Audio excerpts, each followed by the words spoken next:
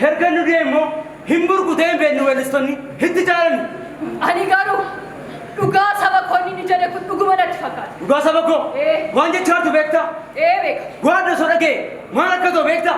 Isa dhiisi abbaan fedhe yoo